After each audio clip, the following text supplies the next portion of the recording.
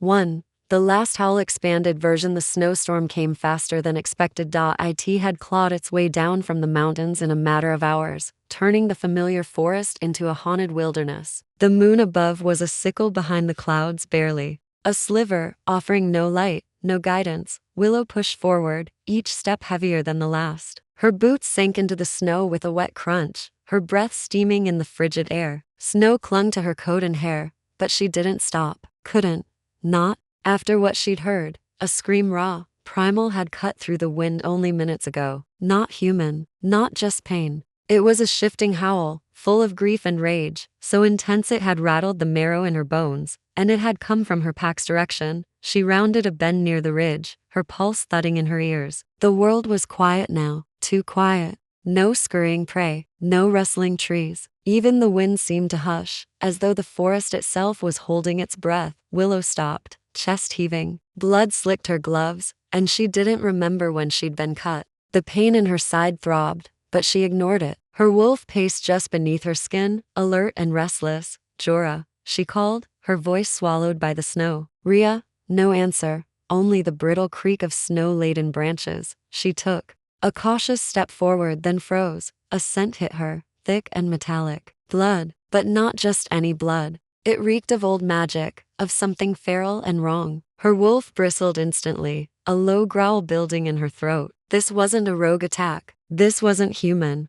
Something had ripped through the veil tonight. She spun, blade drawn, every muscle tense, and then she saw him, a man, or something shaped like one. He stood half concealed by trees, his form almost spectral in the swirling snow. Bare-chested, barefoot, blood trailed down his torso, soaking into the snow like spilled ink. His dark hair clung to his face, wet from the storm. He didn't shiver, didn't flinch, he just stared. Willow's grip tightened on her blade. Her instincts screamed danger, but a deeper, stranger tug pulled at her gut. His eyes, icy blue and glowing faintly even in the dimness, were locked on hers, as if they knew her, as if they'd been searching. She felt her breath catch. Whoever he was, he didn't belong here. Not in this forest, not near her pack.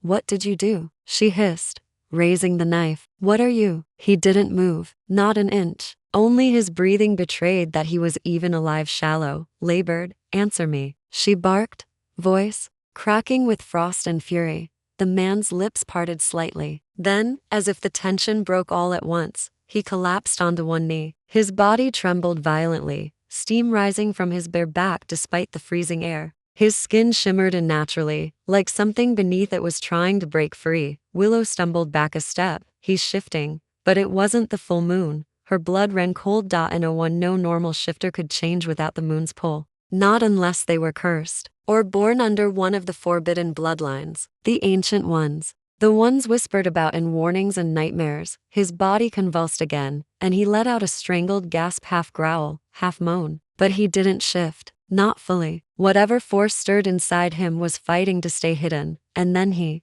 looked up. Not angry, not wild. Just broken. I didn't mean to kill them, he rasped, the words barely audible over the storm. Willow's heart stopped. What? She whispered. I lost control, he said again, voice hoarse and full of something unnameable. The bond snapped. I shifted without the moon's call. Willow's mind reeled. She shook her head. No, that's not possible. But even as she said it, something inside her, the part that had always listened to her wolf, knew he wasn't lying. This wasn't just an accident. This was a fracture, a break in the natural order. She stepped closer despite herself, blade still drawn, but her fingers trembled now. Who are you? She asked, trying to keep her voice steady. He looked up again, and his eyes, gods, those eyes burned with guilt. I was sent to protect them, he said softly, but I became the thing that destroyed them. His body gave out. He collapsed fully into the snow, unconscious, blood trailing from his shoulder. Willow stood motionless, blinking snow from her lashes. Her wolf howled inside her mind, conflicted, wild, warning her, beckoning her. She should leave him, let the cold claim him. But then her gaze drifted to the edge of the ridge, and she saw the remains of the clearing, dark shapes strewn across the snow, unmoving. She stumbled toward it, heart in her throat. Bodies. 3. Her packmates. Jorah's hand. Rhea's braid. blood everywhere. No signs of a fight. No chance to shift. Her knees buckled. The blade dropped from her hand. A scream tore from her throat, swallowed by the storm. They were gone, all of them, and the only one left breathing was the cursed stranger bleeding at her feet. Willow crawled back to him, choking on her sobs, grabbing his wrist with frozen fingers. Still alive, still hot with magic, she pressed her forehead to the snow, the storm howling above them both. Why you? She whispered brokenly. Why are you still breathing? Her wolf stirred again, not in hatred, but in recognition. Something ancient pulls between them, a tether, a bond, and Willow realized, far too late, that this was only the beginning. Unlikely. Meeting forest was thick with mist, the air damp and heavy with the scent of pine and decaying leaves. Aurora trudged through the undergrowth, boots caked with mud, breath coming in soft puffs. She had no clear destination, only the insistent need to get away. From the city, from her past, from the ghosts of her dead pack that haunted every dream. Her coat clung to her body from the cold sweat of anxiety, but she pressed deeper into the woods surrounding the outskirts of Pine Hollow. This place, though remote, had called to her, something ancient, primal. She didn't fully understand it yet, but her instincts told her this forest held answers even if she didn't yet know the questions. It had been only a week since she'd arrived at the old caretaker's cabin, a place left abandoned for years. The floor creaked, the walls sighed in the wind, but it was shelter, more than she'd had in months. Still, the nights were uneasy. Something stirred in the trees after dusk, and today, she was following it. A snap of a branch stopped her mid-stride. She turned sharply. Hello, she called, voice trembling between boldness and fear. No answer, but something was there. She could feel it in her bones. A presence, not just an animal, not just a deer or a fox. Something watching. Then she saw it. Between the trees, a large wolf, black as midnight, eyes like silver fire. She froze. Its body was tense, but not aggressive. It didn't bare teeth or growl, just watched her, studied her, as though it recognized her, as though it knew something about her that even she had forgotten. She took a step back, heart pounding. Every instinct screamed at her to run, but she didn't. Instead, she whispered, "You're not just a wolf, are you?" The creature blinked once solemnly. Then, as if the woods themselves shifted to granite passage, the wolf turned and disappeared into the trees. Aurora stood frozen for a heartbeat, then another. Then, without meaning to, she chased after it. Branches whipped her face. Mud swallowed her boots. The forest grew thicker, but she kept running. Not because she wanted to, but because something inside her needed to. She lost sight of the wolf, more than once, but every time she stopped, breath ragged in her lungs, she would catch a flicker of black ahead, always just out of reach, until finally, she stumbled into a clearing. The sun broke through the clouds in a single shaft of golden light, illuminating the small glade. Moss blanketed the ground. An ancient tree stood at its center, split down the middle by lightning, charred bark, still alive, still growing, and standing beneath it, a man. Aurora gasped, stumbling back slightly. He was tall, broad-shouldered, with dark hair that fell in loose waves around his sharp jawline. His clothes were torn, soaked through with forest debris, bare feet, and those eyes, silver, just like the wolf's. He didn't speak, just looked at her like she was both a stranger and someone he'd been waiting his whole life to meet. "You," she breathed. "It was you." His expression didn't change. "You shouldn't be here." "Why? Because I followed you?" "No. Because the forest knows who you are, and it doesn't forget." That made no sense, but the way he said it chilled her more than the cold wind biting at her neck. "I'm not afraid of forests," she said, trying to keep her voice steady. "Or you." He stepped forward, slowly, deliberately. "You should be." The tension between them was magnetic, pulling at something invisible but impossible to ignore. "What's your name?" she asked, eyes narrowing. A flicker of hesitation passed over his face then. "Lucian, Lucian," she repeated softly, tasting the word. "I'm Aurora." He nodded. "I know." "You know?" Her heart skipped. "Have we met before?" "No, but I've seen you. In dreams." Her breath hitched. The way he said it, it didn't sound romantic. It sounded cursed. The silence hung thick around them. He turned from her then, gaze scanning the edge of the clearing. "You've stirred something, Aurora. This place, it doesn't like strangers. And yet you're here. I belong here." She crossed her arms. And you think I don't? Lucian turned to face her again, something haunted in his eyes. You're from the city. I can smell it on you. That doesn't mean I don't belong here, she said, voice rising slightly. I lost everything. My entire pack. I've been running for months. Lucian's jaw tightened. Then you know how dangerous it is to run into unknown territory. This forest holds more than just wolves. The leaves above them rustled violently though no wind passed through. Aurora's skin prickled. She suddenly realized how isolated they were. How strange and unreal this whole encounter had become. A wolf shifting into a man who knew her name, who dreamed of her, who warned her away, but didn't leave. What are you? She whispered. Lucian looked down for a moment, then met her eyes again. Something that shouldn't exist anymore. Before she could ask what that meant, he turned and began to walk toward the forest's edge. Wait, she called. Why did you lead me here? I didn't, he said over his shoulder. The bond did. The bond? She echoed. He stopped, but he didn't turn back. You'll understand soon enough, he said quietly. Just stay away from the mountain, especially on the next full moon. With that, he was gone, swallowed by the trees like smoke in the wind. Aurora stood there, heart thundering, confused, awed, terrified. But one thing she knew for sure. This was no ordinary forest, and Lucian was no ordinary man. The bond, the warnings, the eyes. She had questions now, so many questions, but none more pressing than the one her soul whispered with every beat. Why did I feel like I've known him all my life? Suspicion and curiosity. Aurora couldn't sleep that night. Her bed, if the creaky, lumpy cot in the corner of the caretaker's cabin could be called that, offered no comfort. Her thoughts were too full of him, Lucian.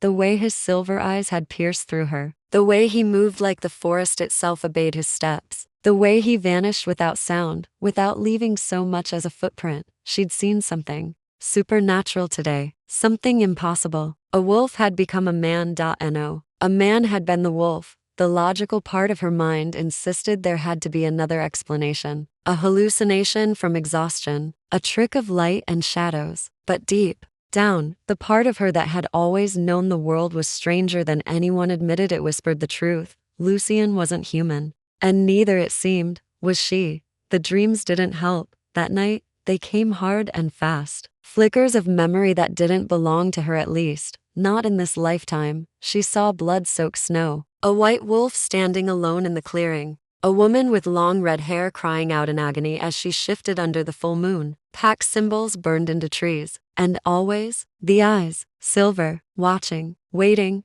Aurora woke with a cry, drenched in sweat, tangled in the threadbare blanket. The sun hadn't yet risen. Mist clung to the windows. And something inside her pulsed like a compass needle twitching toward a magnetic pole. Lucian, she had to know more. By midday, she was back in the woods, retracing her steps toward the clearing. It looked different in daylight, less mysterious, but still haunting in its silence. The lightning-split tree stood solemn and still, like a sentinel guarding some ancient truth, but Lucian was nowhere to be found. Instead, a small pile of stones had been carefully arranged beneath the roots of the old tree, stones that hadn't been there yesterday. They formed a rough spiral, a symbol, one that tugged at her memory. She crouched, running her fingers over them. The moment her skin touched the center stone, a jolt surged through her, heat blooming in her chest like a forgotten ember flaring to life. She stumbled back, gasping. Her hands trembled, but when she looked again, the stones were humming, just barely. A vibration she felt more than heard.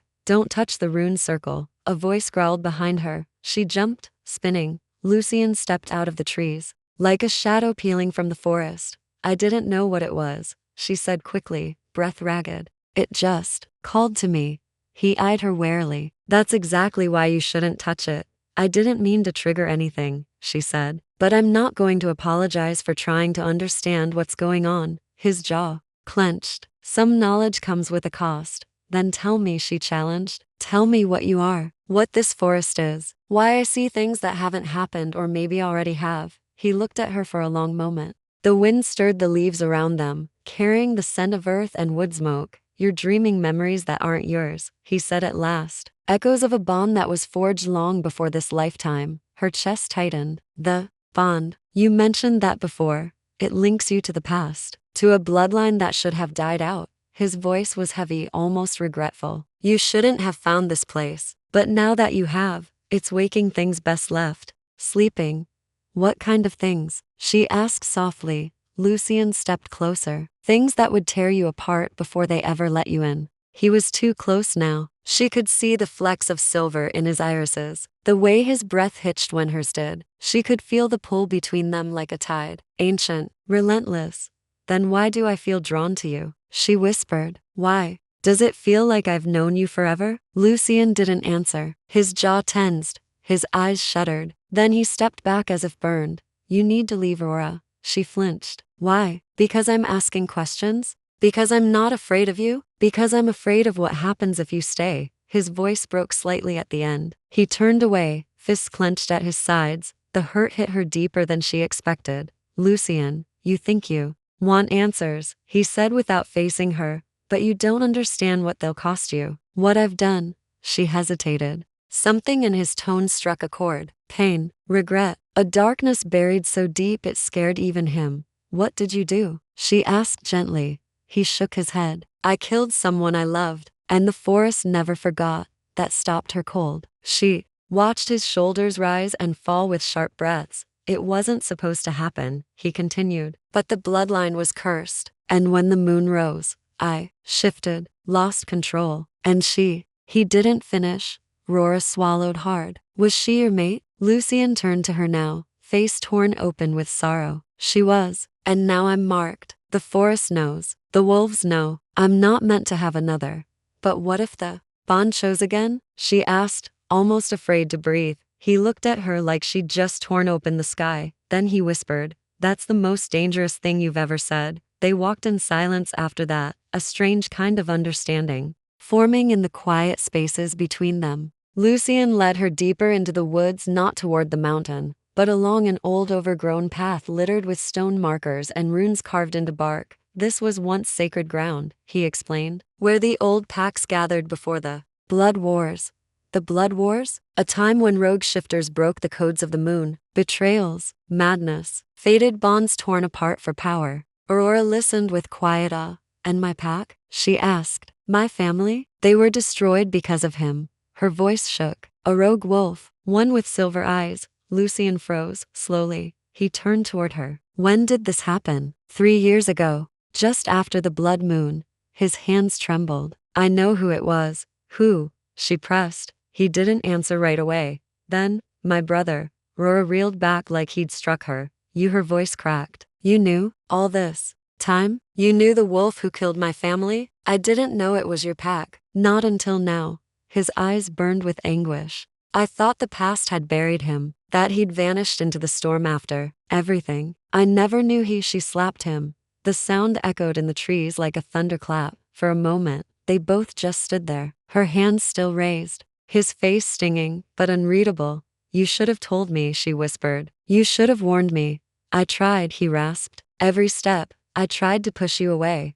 But it's too late for that now, she said, chest heaving. Isn't it? He nodded slowly. Yes, he said, because the bond doesn't care about guilt or blood. And somewhere in the distance, a low howl echoed across the trees, not a lone wolf, but a warning. Chatgap said, building trust thee. Silence between them hung like mist over the trees, thick, cold, and full of things unsaid. Aurora's fingers were still tingling from the slap, but her heart throbbed harder than her hand. Lucian hadn't moved. He stood there, jaw tight, eyes cast downward, not in anger, but something far more vulnerable. Regret, shame, grief, and Aurora couldn't breathe through the tangle of emotions inside her. She hated him. She didn't hate him. She wanted to hate him, but that pull between them, the bond wouldn't let go. Even now, with her heart cracked wide open, she felt it, the heat beneath her skin, the ache that said you're supposed to know him, love him, forgive him. The wild, stupid hope that maybe fate hadn't been wrong. She turned away before he could see the tears brimming in her eyes. Take me back to the cabin. Lucian nodded once and started walking, his steps quieter than ever. Like he was afraid even the sound of his movement might break her further. They said nothing the entire way. Back in the cabin, Aurora sat on the edge of the hearth, arms wrapped around herself. The fireplace hadn't been lit in days, but the room was heavy with the scent of ash and damp wood. Lucian stood by the doorway like a ghost, hands stuffed in the pockets of his dark coat. He didn't cross the threshold. He looked like he didn't think he deserved to. Finally, she broke the silence. Why didn't you tell me about your brother the moment you recognized me? He exhaled slowly. Because I didn't know for sure. I only suspected. And I was afraid that if you knew the truth, you'd never let me explain. That the bond would break before I could. Before you could what? She asked, voice hoarse. Before I could earn your trust. His voice dropped. Before I could protect you from the past that still wants to finish what it started. She looked at him, finally really looked. He was exhausted, hollow, and, beneath that, something raw and pleading. I don't want to trust you, she whispered. I know, but something inside me already does. And I hate it. His throat bobbed. I hate it too. And that admission cracked something open between them. Not wide, not yet but enough. She leaned back against the hearth, eyes fluttering shut. You said your pack was cursed. What did that mean? He stepped inside now slowly, as if walking through sacred ground. He sat on the wooden bench across from her, elbows resting on his knees. My bloodline, the Silvermanes, we were once leaders among the old shifter clans. Revered, feared. Our alpha line was tied directly to the lunar cycle, stronger, faster, but unstable. He rubbed a hand over his face. When the blood wars began, some of us started to go rogue. My grandfather made a deal with a shadow witch to protect the pack's power, but the magic twisted us, gave us the strength of the moon, and cursed our bonds. Aurora listened, heart pounding. No Silvermane has ever kept a mate, Lucian said, voice barely above a whisper. We're destined to destroy the ones we love because we love too fiercely, too possessively. The wolf inside us doesn't know how to let go. And your brother? He was the worst of us. The magic hit him like poison. When he bonded, he lost control, slaughtered his own Luna, went feral. After that, he vanished. I thought he was dead. Her breath hitched. He killed my pack. I saw him. Silver eyes. Same as yours. I believe you. Lucian's voice was solemn. And if he's still alive, he'll come back. For you. For me.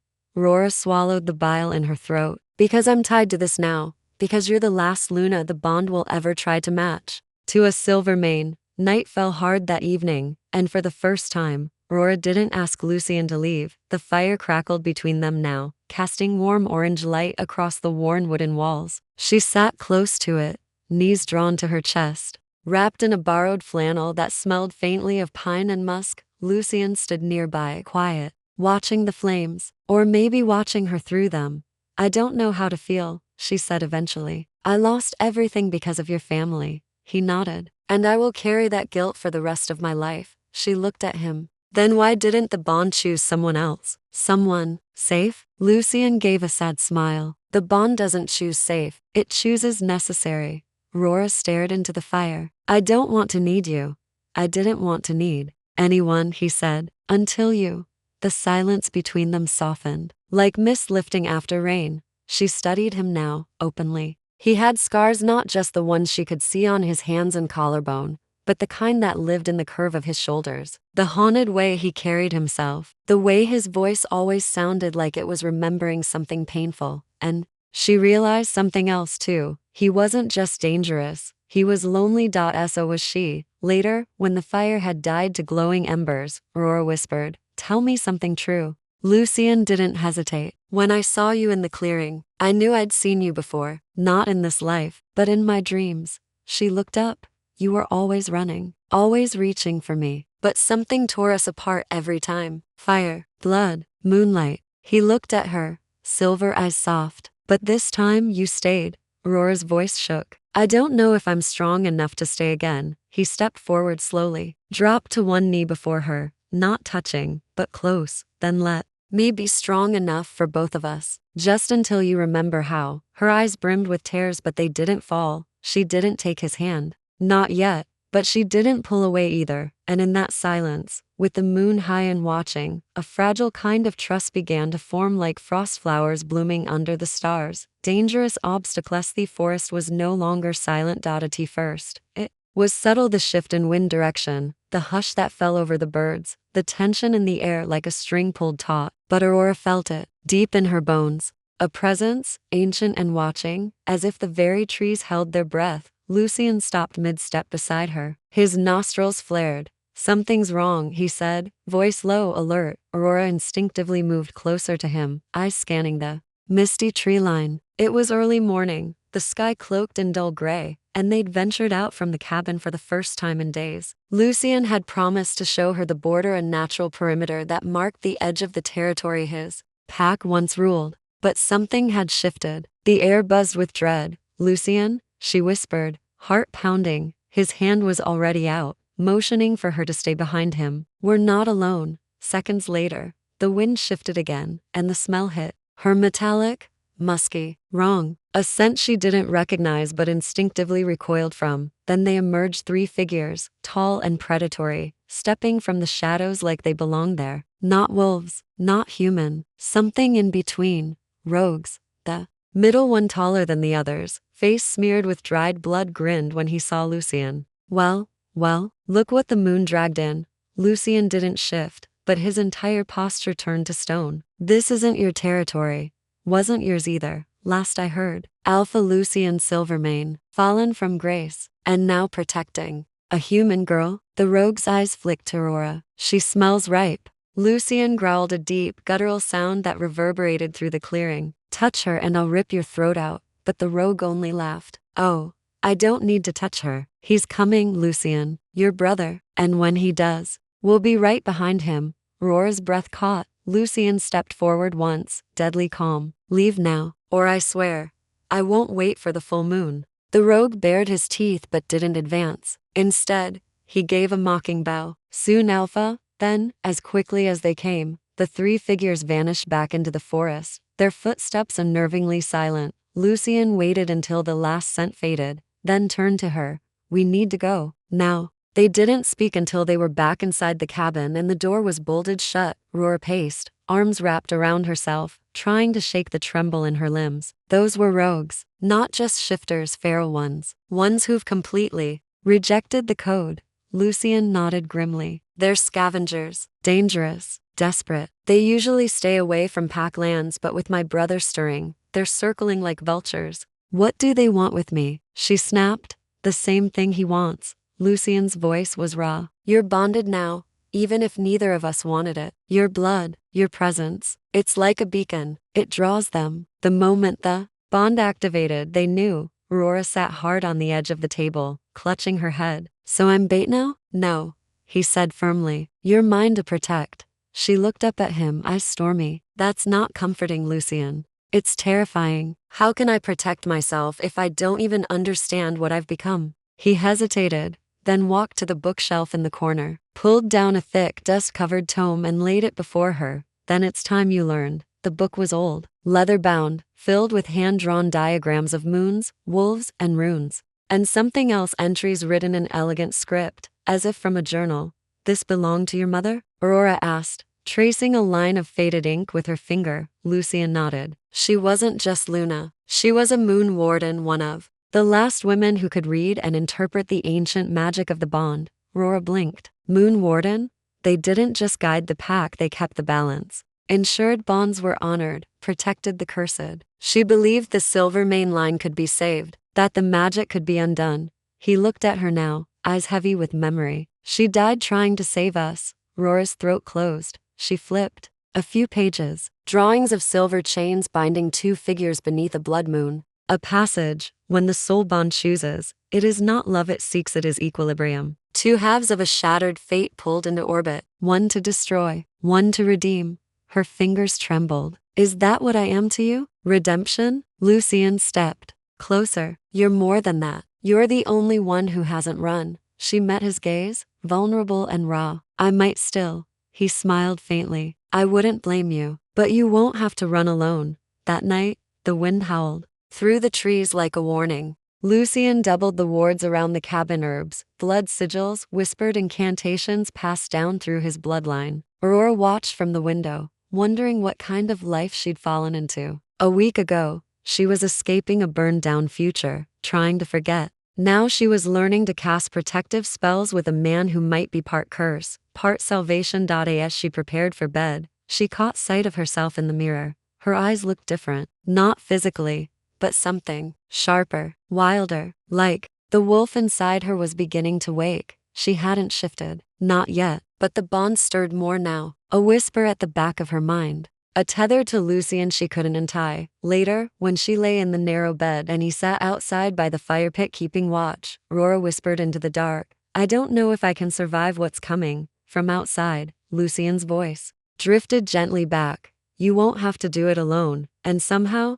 despite the fear and the danger pressing in, she fell asleep to the sound of a wolf humming low under his breath, a lullaby of ashes and moonlight, the secret unveiled. Dreams came harder that night. Aurora stood alone beneath a blood-red moon, the ground beneath her slick with ash and something darker. In the distance, a chorus of howls echoed across a dead forest. She turned, and there he was, Lucian, but not as she knew him. His eyes glowed molten gold, his wolf form half-shifted and monstrous, clawed hands soaked in crimson. Behind him, shadowy figures writhed, whispering things in tongues she didn't understand. And then he turned on her, snarled, rushed. Aurora jolted awake with a gasp, chest heaving, sweat clinging to her skin. Her sheets were twisted like she'd been fighting. Invisible hands. She could still hear the howl, still feel it vibrating in her spine. She wasn't alone. Lucian stood at the door, arms crossed over his bare chest, eyes glowing faintly in the low candlelight. "You felt it too," he said. Aurora swung her legs off the bed, heart still racing. "It wasn't just a dream." No, he stepped closer. "It was a memory." Her stomach dropped. "Whose?"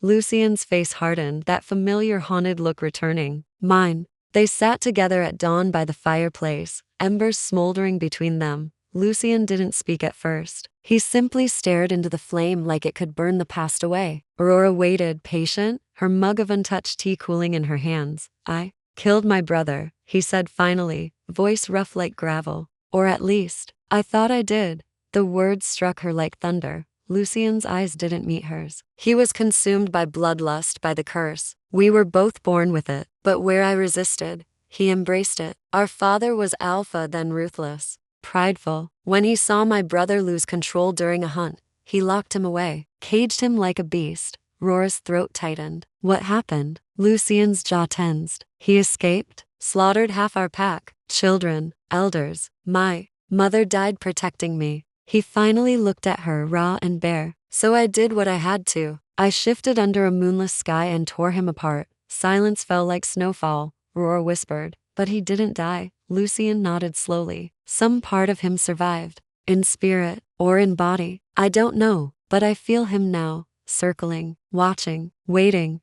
She reached out, her hand brushing his. "And the curse?" Lucian inhaled sharply. "It's older than us. Blood-forged magic from before the packs fractured. A curse born of betrayal and moonfire meant to bind alphas who broke the sacred code. My bloodline carries it." His voice dropped, hushed. "That's why I tried to reject the bond with you. To protect you from what's in me." Aurora stared into the flickering fire. "But it didn't work." "No. The bond chose you. It saw something I don't deserve." He turned toward her. "You're the only one who doesn't flinch when I say the truth." She blinked at him, her voice shaking. "Because I've done things too, Lucian. Things I can't explain. Things I regret." He studied her quietly, then nodded. "Tell me." Aurora stood and walked to the cabin's window. Outside, dawn mist curled between the trees. Her reflection hovered on the glass pale, uncertain. "Fragile. My pack," she said, voice hollow. "The one that raised me hidden, secret, but not like yours. They weren't wolves. They were." She hesitated.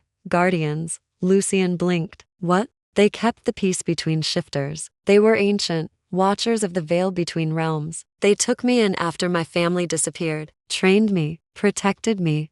Her voice cracked. "And they died. Because of me." Lucian was silent.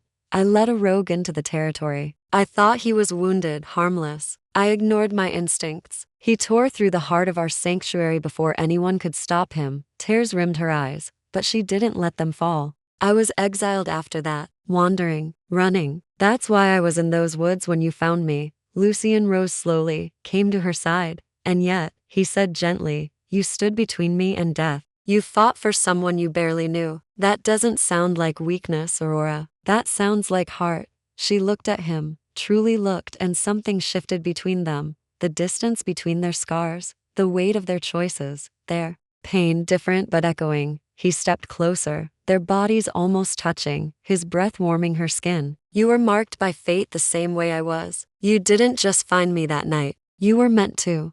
But why? She breathed. What does fate want from us? Lucian reached for her hand. His touch was calloused, but grounding. To rewrite the curse, or die trying. Later that night, beneath the first stars, Lucian led her into the woods. This isn't just about blood anymore, he said. The bond is strengthening. We need to complete the rite. Rora hesitated. The soul bond? He nodded. It doesn't force you to love me, but it opens the gate between us. Full clarity, no secrets, no lies. She swallowed. What happens if I say no? Lucian's face softened. Then I'll keep protecting you, but I'll never be able to shield you from him. Not fully. The wind stirred her hair as the trees whispered around them. Rora closed her eyes in her chest. Her wolf stirred still quiet, but watching, waiting. She opened her eyes. Then show me. Lucian took her hands and began the ancient words. Light bloomed from their joined palms, golden and wild, threads of starlight wrapping around them. Aurora gasped as memories not hers bloomed behind her eyes. Lucian's childhood laughter, his mother's lullaby, the moment he first shifted beneath a storming sky, and then she felt at him. Not Lucian, the brother, the dark pulse of a tether. Deep in the woods, closer than she'd thought, she staggered, eyes wide. Lucian caught her. You saw him too, Rora whispered. He's coming. Lucian's grip tightened. Then we fight as one. Moonbound hunters. The forest had gone still, too still. Even the wind had tucked itself away, as if holding its breath. Aurora could hear the soft crunch of her boots on the mossy ground. Lucian's steps steadied just ahead. The deeper they went, into the woods, the heavier the air became, charged with a primal energy that raised the hairs on the back of her neck. Lucian stopped near an outcrop of ancient stones, their surfaces etched with symbols too old for time. This is it,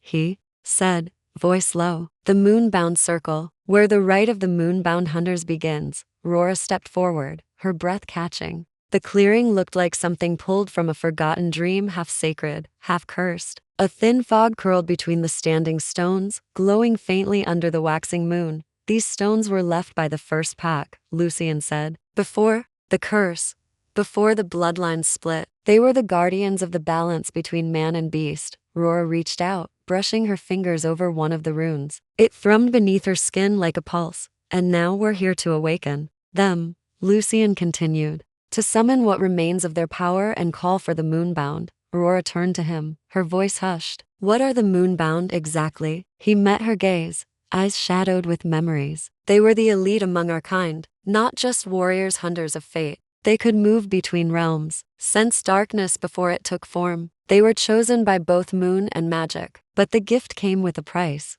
Aurora swallowed. What kind of price? Lucian stepped forward, brushing a lock of hair from her face with surprising gentleness. To become moonbound, you must give something up, something you love, something the magic deems worthy of sacrifice. Her heart thudded in her chest. And you think we're ready for that? No, he admitted, but we don't have a choice. My brother Silas isn't hiding anymore. He's gathering rogues, stirring the old blood. We don't have long before he brings the curse full circle. He reached into his coat and pulled out a blade obsidian, curved like a crescent moon. Runes glowed faintly along its hilt. This is one of the 3 moon fangs, he said. Only the bonded can wield them. Together, they can cut through darkness, even sever a curse. Rora hesitated. You want me to take one? Lucian nodded. You have to. The bond recognized you. That means you're part of this, whether you asked for it or not. She reached for the blade. The moment her fingers touched it, the stone beneath her feet lit up in silver lines, flaring outward like a starburst. Power surged up her arm, cold, ancient, hungry. She gasped, falling to one knee. Lucian caught her, eyes wide. Aurora, I'm fine, she panted, gripping the blade tighter. It's like it knows me. He helped her up slowly. That's the bond responding. It's accepting you. Before either could say more, a sudden growl rolled from the tree line. Lucian's head snapped toward the sound. 3 shapes emerged from the fog. Rogues. Their eyes were hollow, lips curled back to reveal jagged teeth. Unlike Lucian's wolf form, theirs was broken partial transformations that oozed decay. They stank of raw and old blood. One of them snarled, voice raspy. Found you, little alpha. Lucian shoved Aurora behind him. Stay close. They're not like the others. because of Silas?" she asked, drawing her moon fang. Lucian nodded grimly. "They're moon-marked, bound to him in blood." The rogues charged. Lucian shifted mid-leap, his transformation smooth and powerful, black fur, glowing gold eyes, claws gleaming. He met the first rogue in midair, jaws snapping around its throat. Aurora raised her blade just in time to parry the second. The impact vibrated through her bones. The rogue was fast, but her instincts were faster. Her blade moved without thought, guided by something deeper. She ducked under a clawed swipe, spinning with a precision she didn't know she had. Her blade sliced through the rogue's shoulder, severing the corrupted flesh. It howled and staggered back. The third rogue lunged, aiming for her unguarded back, but Lucian was already there, tearing it off her with a snarl. They fought like a storm of forces in harmony, circling, defending, attacking in tandem. When the last rogue finally fell, its body disintegrating into ash, Aurora stumbled, chest heaving. Lucian shifted back, panting, blood dripping from a gash on his shoulder. "You all right?" he asked, brushing hair from her sweaty face. She nodded, shakily. I think I am." He smiled faintly. "You fought like a hunter." They stood in the circle again, the stones still glowing, but fainter now. Aurora looked around. "So what now?" Lucian tilted his head, listening. "We're not done. There's more coming. Silas is moving faster than I thought." He stepped closer. "If we're going to survive the final hunt, we need to finish the ritual together." Aurora looked at him, eyes wide. "You mean the full moon-bound rite?" Lucian nodded. "We need to complete the soul bond, not just for strength, but so we can share thoughts, senses, instincts. We'll become one in the hunt, one mind, one force." Her breath caught. "That's permanent, isn't it?" "It is." Aurora stared into his eyes, a war raging inside her. Fear, hope, hunger, fate. Then she took his hand. "I'm ready." Lucian drew her into the center of the stone circle. He knelt, then she knelt with him, their foreheads touching. "Repeat after me," he whispered. Their voices rose together, words from an ancient tongue spilling into the night, with each syllable. Silver light bound their hands, their hearts, their spirits. The wind howled around them. A pulse of raw energy exploded from the center, rushing into the sky in a pillar of moonlight. Aurora screamed, but not from pain, from awakening. She could feel him now, every thought, every wound, every hope, and he could feel hers. Lucian's voice broke. "You're in me now, Aurora." Tears slipped down her cheeks. "And you're in me." The stones around them dimmed. The rite was complete. Lucian rose and helped her up. His eyes searched hers. "From this moment forward, we hunt as one." Aurora gripped the moonfang tightly. "Then let's bring down your brother." He nodded, jaw set. "And end this curse once and for all." They turned toward the darkened woods where a storm was gathering, and destiny waited with sharpened claws. Betrayal or sacrifice, the wind carried the scent of snow and something darker blood. Aurora stood beside Lucian at the edge of a high ridge, the forest sprawling below them like a sea of shadows. Her body still buzzed with the aftershock of the moonbound ritual. Senses sharpened, heartbeat synced with his. She could hear the stirring of animals miles away, feel the vibrations of each step Lucian took, even before he moved. But despite the bond forging stronger than iron, something cold crept into the space between them. He'd grown distant in the last few hours. Not physically, he stayed near, alert, ever protective. But his voice was quieter, his gaze heavy with a weight he refused to share. The warmth he had shown her in the circle of stones seemed to have shuddered behind the mask of the alpha again. Aurora reached out and touched his arm. "Lucian, talk to me. What's wrong?" He didn't look at her. "The bond changed more than I thought." "What do you mean?" He finally turned, golden eyes shadowed. "I can feel your thoughts, even the ones you try to hide. Your fear, your doubts, your dreams of a normal life." Her throat tightened. "It's overwhelming, I know, but I'm still here, aren't I?" "It's not that," he said softly. "It's me. I didn't tell you everything about the bond, or about Silas." A beat passed. Then Aurora took a slow step back. "What didn't you tell me?" Lucian hesitated. Then his jaw clenched and he forced the words out. "The reason the rogues found us so easily is because I let them." Her world tilted. "What?" "I marked the circle with my own blood earlier. I needed Silas to send scouts. I needed proof that you were ready before we face him." Aurora's chest tightened as betrayal coiled in her stomach. "You used me as bait?" "No," Lucian snapped, then lowered his voice, pained. Not like that. I stayed close. I would never have let them harm you. But I needed to see what the moonfang would do in your hands, what the bond would awaken. She turned away, trying to breathe, but the trees around her seemed to close in. You manipulated me, Lucien. I protected you, he said, voice rough. I've lost too many to his darkness. I had to be sure. Her fists clenched. You could have just told me, trusted me. I don't know how to trust, he growled, pain flashing behind his eyes. Everyone I ever loved Silas took from me. My mother, my father, my first mate. Aurora spun toward him. You're what? Silence fell like ash. Lucien swallowed. Before you, years ago, when Silas first fell to the curse, he didn't just betray our bloodline. He murdered my mate, ripped her apart in front of me to sever my strength. He knew the moonbound lose power without love. And you never thought to mention this? Aurora asked, voice trembling. I didn't want you to think you were her replacement. You're not. You're something else entirely. But the pain, it built walls I didn't even know I had until I met you. The truth stung more than any blade. She turned away from him, walking toward the trees. Aurora, he reached for her, but she raised a hand. Just give me space. He froze, nodded, then faded into the trees, a silent shadow among shadows. Alone, Aurora sat at the base of a pine tree. Snow began to fall in soft, soundless flakes. Her heart cracked under the weight of too much truth. Lucien had risked her life, lied to her, carried ghosts he never intended to share, and yet, she had seen his pain, felt it during the bond, the grief buried beneath centuries of silence, the shattered heart hidden behind alpha pride. She pulled out the moonfang and stared at its blade. The glow was dimmer now. Why did fate choose me? She whispered into the night, then a whisper on the wind, not Lucien's voice, but hers, her wolf. Because you're not just his. You're meant to choose. Aurora stood abruptly, heart thundering. The bond flared to life in her chest. Something was wrong. She ran, legs pounding through the underbrush, feet barely touching the snow. The bond pulled her, sharper than instinct. Then she saw it, a clearing in Lucien, surrounded by 5 rogues. He was fighting like a wild flame fluid, feral, beautiful in his destruction. But he was outnumbered. Blood stained the snow around him. And standing just beyond the circle, untouched by the chaos, was a man in white, tall, pale, eyes like silver poison. Silas, he clapped slowly. Impressive little brother. But this dance ends here. Aurora burst into the clearing just as Lucien was struck from behind. He collapsed to his knees, panting, eyes locking with hers across the distance. Silas turned to her, head tilting. Well, the famous Luna. I see the bond took. You're glowing with his mark.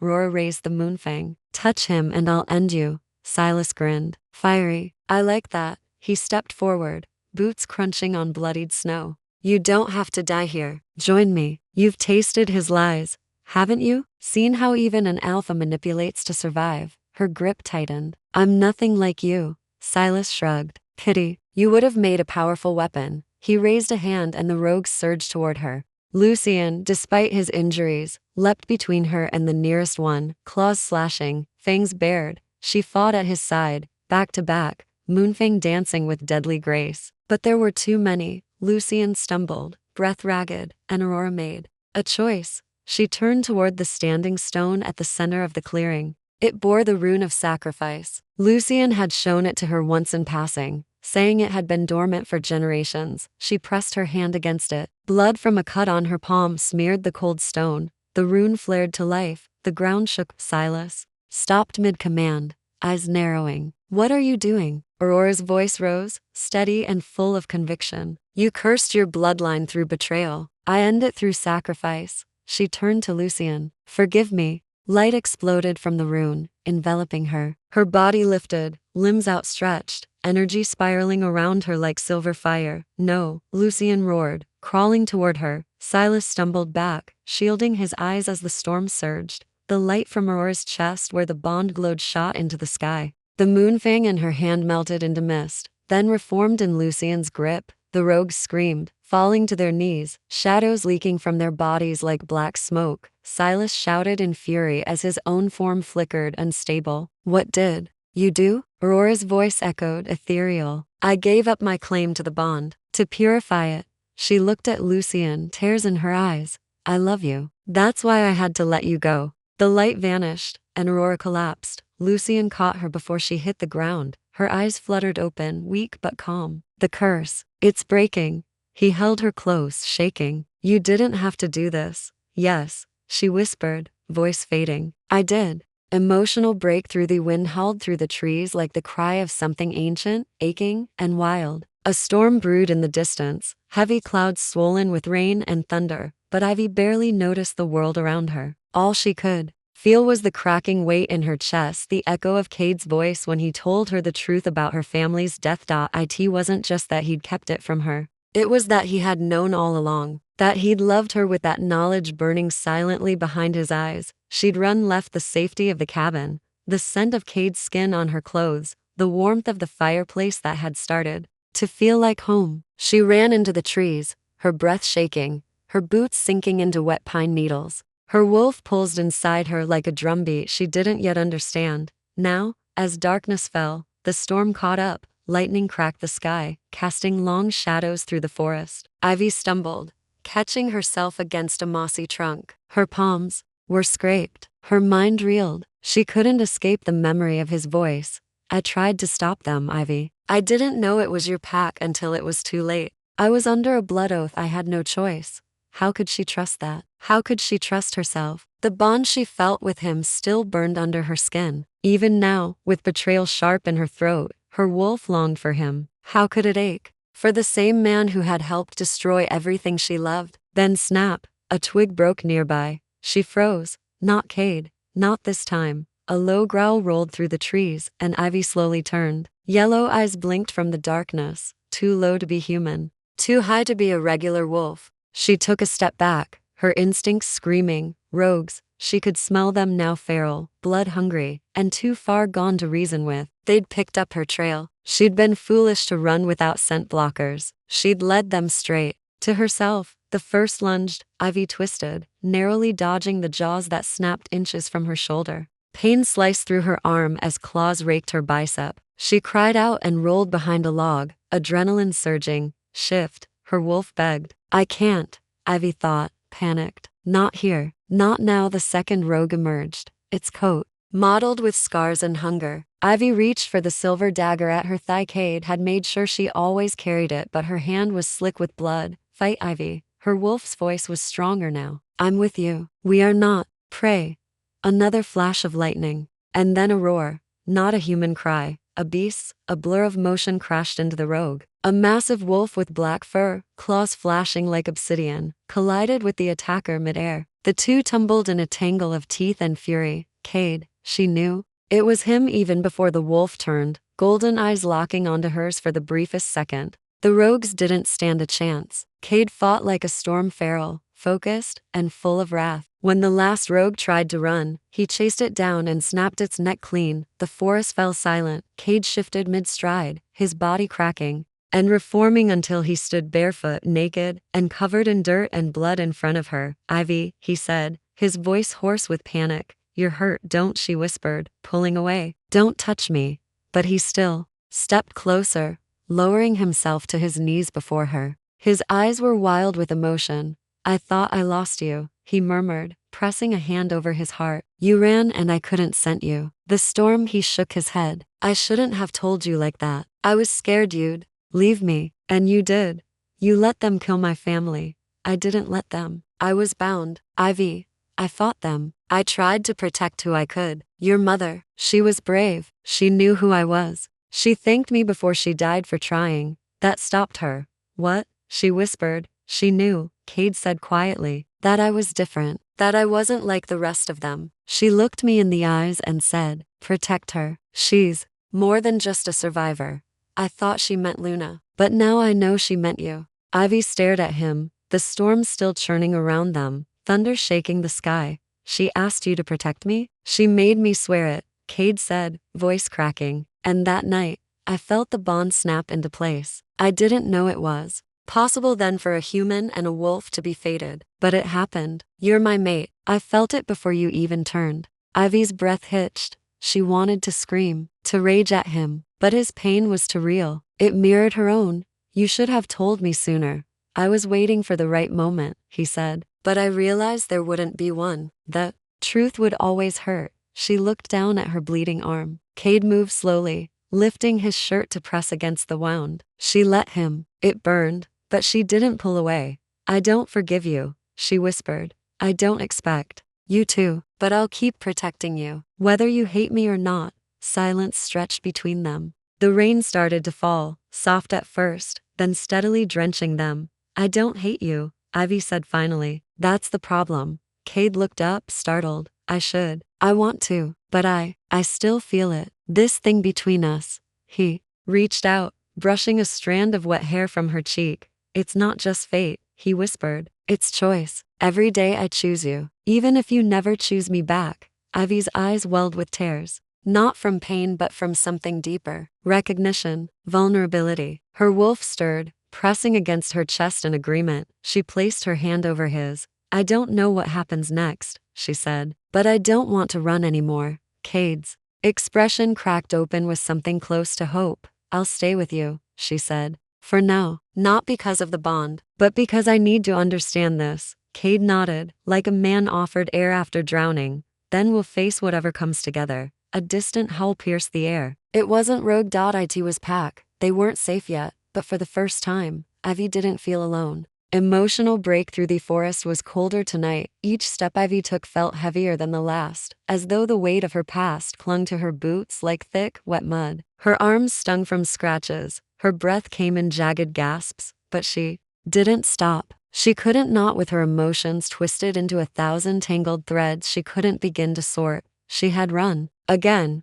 Not because she was afraid of the rogues or the truth Cade had revealed, but because something inside her had cracked open. And it was too much. Too real. He had betrayed her, but he had also saved her. He was the cause of her grief, but also the one person who made her feel alive again. Rain trickled down from the dark canopy, cold against her flushed cheeks. Her fingers brushed the bark of a tree as she paused, grounding herself. Her heart pounded, not just from the sprint or fear, but from something deeper, something ancient and unnamed. Her wolf stirred uneasily within her. Suddenly, she sensed movement behind her. Not the wind, not an animal. Too silent, too deliberate. She spun just in time to see the rogue emerge from the brush, eyes glowing a sickly yellow, fur matted with dried blood, and teeth bared. It snarled low and charged. Ivy didn't think. Her instincts flared and she dove to the side. Claws scraped her back as she hit the ground hard, the impact knocking the air from her lungs. She rolled,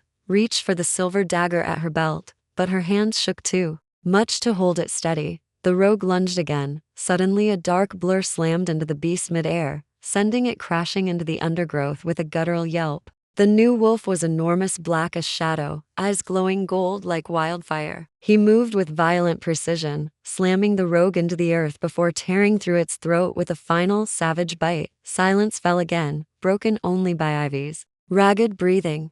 The black wolf turned. Cade, he padded toward her, blood on his muzzle, and shifted mid-step, bones cracking and reshaping into his human form. Rain washed over his bare skin. His chest heaved with exertion. Ivy, he rasped, crouching beside her. Are you hurt? She nodded mutely, unable to speak. Her hand trembled as she gripped the dagger, still too stunned to move. Cade's eyes searched hers, panic rising in his gaze. You're bleeding your back, it's not bad, she muttered hoarsely, flinching as he touched her. I've had worse. You shouldn't have been alone. You shouldn't have lied, she shot back, eyes burning. He froze, jaw tight. I had no choice, he said quietly. If I'd told you everything when we first met, you'd have run then too. I still ran, and I still came after you, he said. Every time. Lightning streaked across the sky, casting eerie shadows through the trees. Ivy turned her face away, tears mixing with rain. I don't know who I am anymore, she whispered. Ever since you came into my life, everything has changed. The truth about my parents, the wolf inside me, the mate bond. I never asked for any of this. I know, Cade said softly. And if I could carry it for you, I would. She looked back at him, seeing something raw in his expression, regret, longing, maybe even love. I didn't kill them, he said again, slower this time. But I didn't stop it either. I was under orders, bound by blood. My own alpha threatened to rip out my heart if I disobeyed. I tried to warn your pack. I got your mother out of the main house. She was incredible, brave. She looked me in the eyes before she died and said, Protect her. She's more than you know. Ivy's heart stopped. My mother said that? She knew who I was, Cade whispered, knew what I was, and she still trusted me. She made me swear I'd protect you at all costs. Ivy lowered her head, eyes stinging. The woman who had taught her everything, how to track prey, how to sense lies, how to lead without cruelty, had seen something in Cade worth trusting. And he had kept his promise. Again and again, even when Ivy had hated him for it. Even now. I want to hate you, she whispered. It would be easier, cleaner. I know, but I don't. I feel. She pressed her hands to her chest, voice shaking. This ache in here, it's not just the bond, it's you, all of you, even the broken parts. I'm not whole without you, he said simply. The words made her tremble. Lightning flashed again, and thunder cracked like a war drum. Ivy let herself fall forward, into Cade's arms, the dagger slipping from her hand into the mud. He held her tightly, one hand cradling her head, the other wrapped around her back. He was warm despite the rain, despite the cold, despite everything, and for the first time in weeks, months, maybe even years, she felt safe. I want to stop running, she said softly into his chest. From the past, from you, from myself. Then stay, Cade whispered. Let's face it all together. No more lies. She nodded against him. And no more lies. The storm broke fully, then sheets of rain soaking them to the bone. But they stayed. Like that, wrapped in each other, unmoving. Ivy's wolf settled in her chest like a steady heartbeat, finally quiet. Something had shifted. Not just in the air, but between them. Not perfect, but real. And sometimes that was enough. Love reveled. The storm had passed, but its memory clung to the air. The wind had softened into a whisper that wound through the trees like a sigh of relief. Water still dripped from the pine needles overhead, splashing gently onto the moss-covered earth below. Everything smelled of wet bark and earth, of fire scorched out by rain, and the lingering metallic scent of blood from the battle behind them. Ivy walked beside Cade through the forest, their bodies close, the silence between them heavy with unspoken truths. The bond hummed between them, not aching now, not searing, but pulsing steady and strong. The mating thread had changed. It was no longer a chain that pulled and burned. It had become a heartbeat, one that echoed her own. They didn't speak as they walked, not because there was nothing to say, but because neither of them trusted their voices. The air between them was too delicate, too sacred to disturb with clumsy words. Finally, they came upon a clearing Ivy hadn't visited in years. There, nestled in the trees like a secret memory, stood the cabin. Ivy paused, a wave of nostalgia crashing over her. Its slanted roof was blanketed in moss, and Ivy, her namesake, had begun to reclaim the wooden structure, weaving its way through the boards and windows. I used to hide here, she said, her voice barely more than a breath. After my father died, when the pack became a place I didn't recognize anymore. Cade followed her gaze, his eyes soft. You were just a kid. I was angry, she corrected, and scared, but mostly angry. At the world, at whoever killed my father, at the moon goddess even. She walked up the creaking steps and pushed open the warped door. Dust motes danced in the air as she entered. The interior was just as she remembered it, abandoned but not unloved. A dusty quilt lay folded in the corner. The hearth was empty, but dry firewood still sat stacked nearby. Cade stepped in behind her, his gaze sweeping across the room like he could see echoes of her past here. Did anyone ever find you? She shook her head. No one came looking. His jaw clenched. They should have. They didn't understand me, she said with a soft shrug. And honestly, I didn't want them to. Cade stepped closer, close enough that she could feel the heat rolling off his body. His voice dropped low. I understand you. She met his gaze, and there it was, that weight, that pull, that gravity. That had been building between them since the day they met. She felt it deep in her chest, where the bond lived, where it had begun to bloom like a bruise and now pulls like a heartbeat. He reached out, brushing her cheek with his fingers. She didn't flinch. Instead, she leaned into his touch like it was the first time she had allowed herself to feel safe. You said once that you didn't want this, Cade murmured. That the bond was a curse. I did say that, she whispered, because it came from the one man I believed was responsible for destroying everything I loved. His hand stilled, and the guilt darkened his features like a storm rolling back in. But I was wrong, she added softly, and his eyes met hers again. About so many things. Cade swallowed hard. Ivy, I've made mistakes, some I can never undo. But the worst mistake would be not telling you this. She held her breath. I love you, he said, voice ragged. Not just because of the bond, not just because fate decided it, but because I see you. Every broken, stubborn, beautiful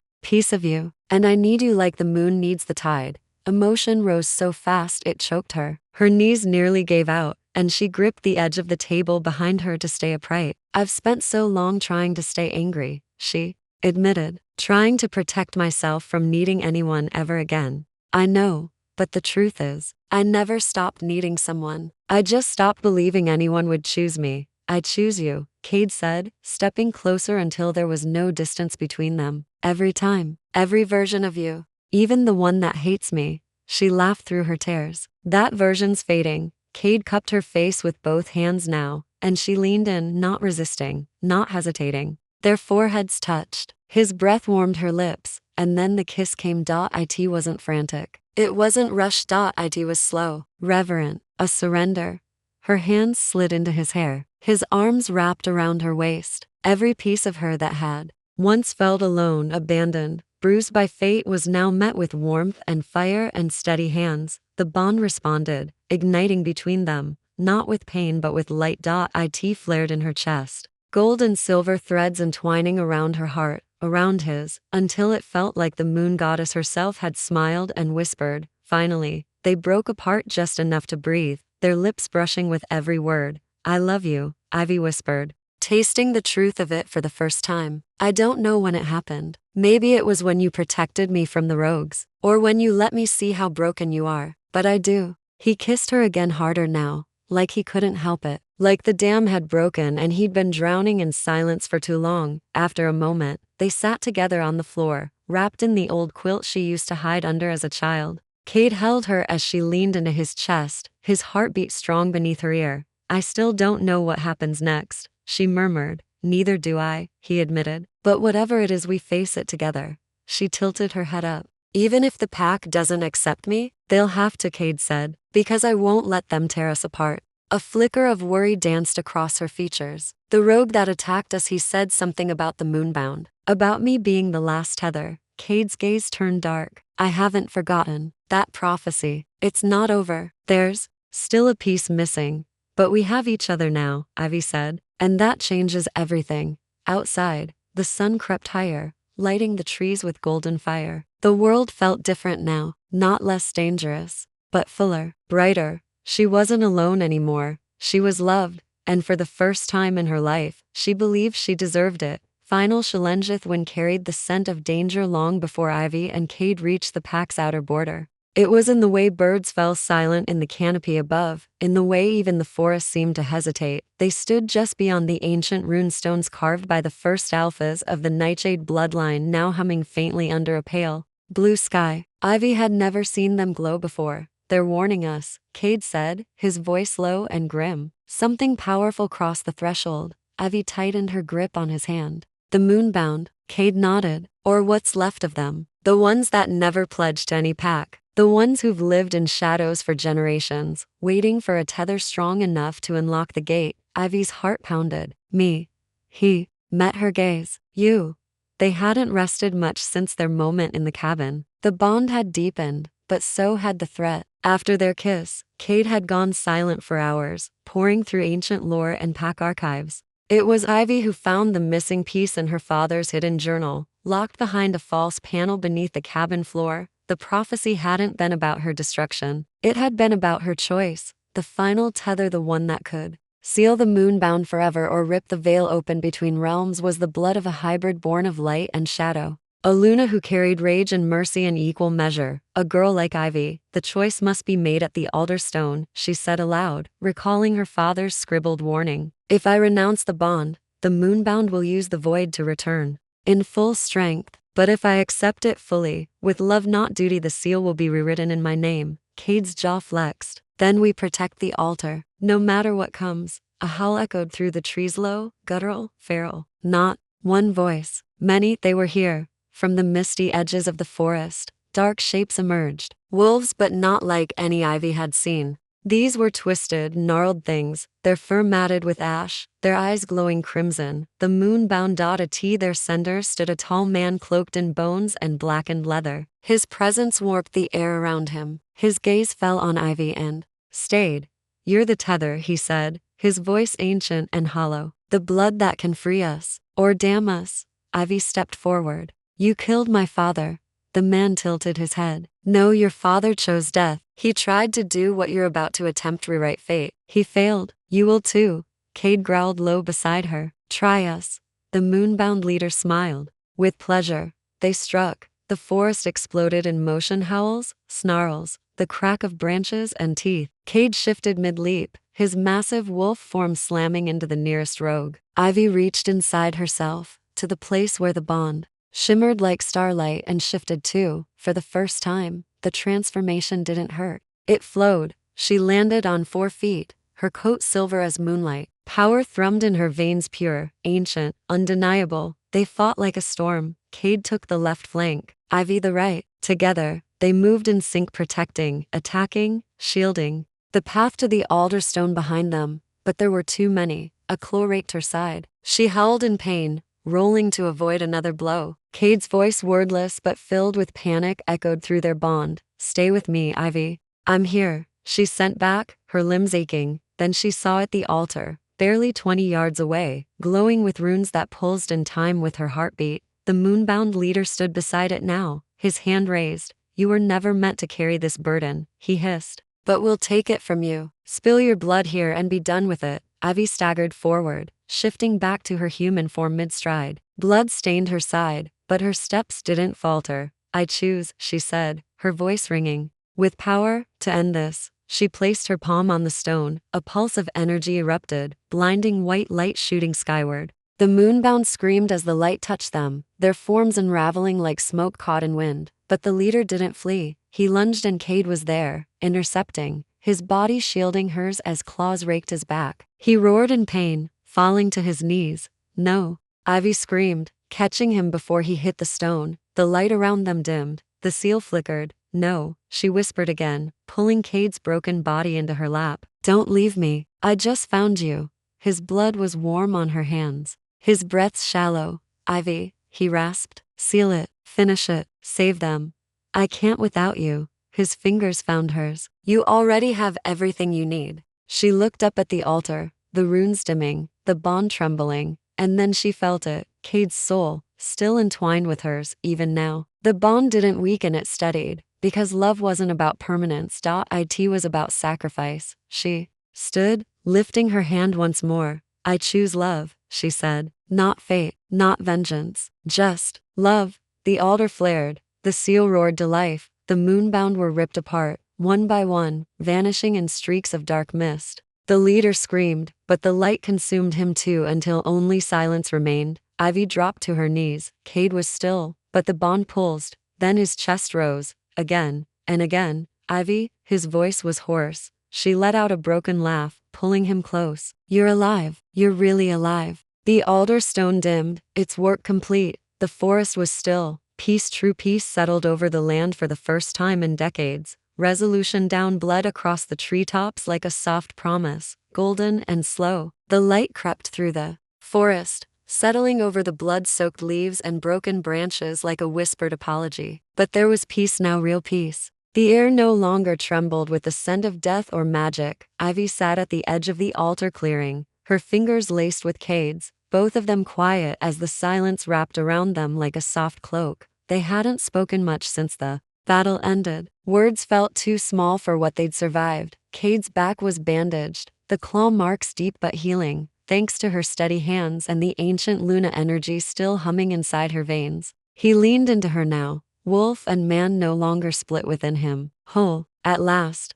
I didn't think I'd live to see this," he said, voice low and reverent. Ivy turned to him. "Peace?" He smiled faintly. "You, us." The curse lifted. The pack safe. All of it. She reached up to brush a stray leaf from his hair, her touch lingering. "You almost died, Cade. So did you."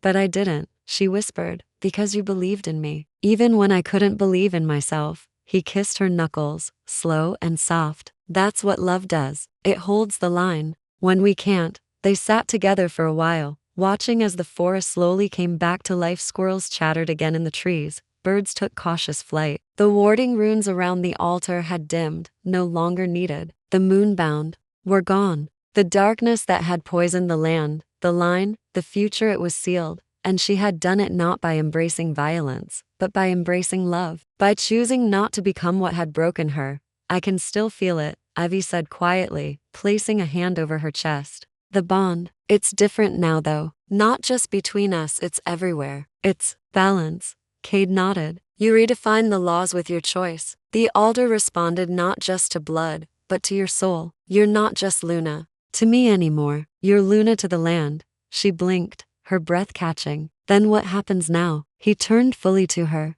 his amber eyes searching hers. Now, we build. Build what? A home, a future, a new kind of pack, one not bound by blood or dominance, but by choice, by trust. She leaned against him. Do you think they'll follow us? They already are, he said, tipping his chin toward the trees. One by one, shapes emerged. From the edge of the woods, wolves, young and old, wounded but proud. Some limped, some bore scars, some shifted slowly into human form, uncertain, blinking at the light. They had survived. Who are they? Ivy asked. The lost, Cade replied. Rogues, runaways, shifters who never belonged. Until now, Ivy stood, her legs steady beneath her. She walked forward, toward the gathering group, her heart thudding not with fear but with something unfamiliar, belonging. They watched her with wary eyes at first. But then, one knelt, then another, then all of them. She didn't ask for it, didn't demand loyalty or title or submission, but still they bowed, recognizing her not by force, but by truth. Cade stepped beside her, his presence a quiet strength at her back. Ivy looked at them all and said the only thing that felt true. You don't have to kneel to be welcome. This pack, we rise together. A murmur of relief and wonder rippled through the crowd. Some wept openly, others just nodded, hands on hearts, as if something sacred had shifted, because it had. Later that evening, the fires were lit. They held the vigil not as a funeral, but as a rebirth. Lanterns floated down the river in memory of the fallen, Ivy's father among them, Cade's mother, the packmates lost before the curse. But for the first time, the grief didn't choke, it released. As the moon rose, silver and full, Ivy felt her wolf stir inside her again, not with hunger or vengeance, but with peace. She stepped away from the fire, drawn toward the place where the forest met the lake. Cade followed, always attuned to her. I never thought I'd have this, she said as they stood at the water's edge. This? He asked, brushing his hand along her waist. She turned to him. A life that doesn't hurt, a love that doesn't leave. He framed her face in his hands, thumb stroking her cheek. I'll never leave, Ivy. Not even death could break this bond. Her eyes welled, but she didn't look away. Then mark me, not because we have to, because we choose to. He hesitated, reverent. You're sure? She nodded. I'm yours, Cade, and you're mine. Luna to Alpha, soul to soul. And under the witness of the moon and the quiet song of the woods, Cade pressed his lips to her shoulder, teeth grazing skin, heat flaring. She gasped as magic surged, hot, silver, timeless. The mark bloomed, not as a scar, but as a symbol, a crescent moon entwined with ivy leaves, pulsing softly with light. She leaned into him, heart wild with joy, and he held her as if nothing else existed, because in that moment nothing else did. The pack had a future. The curse was broken, and love, the kind born of ruin and rebuilt from ashes, had found its place in the world again. Together, they would lead. Together, they would heal, and together, they would never walk alone again.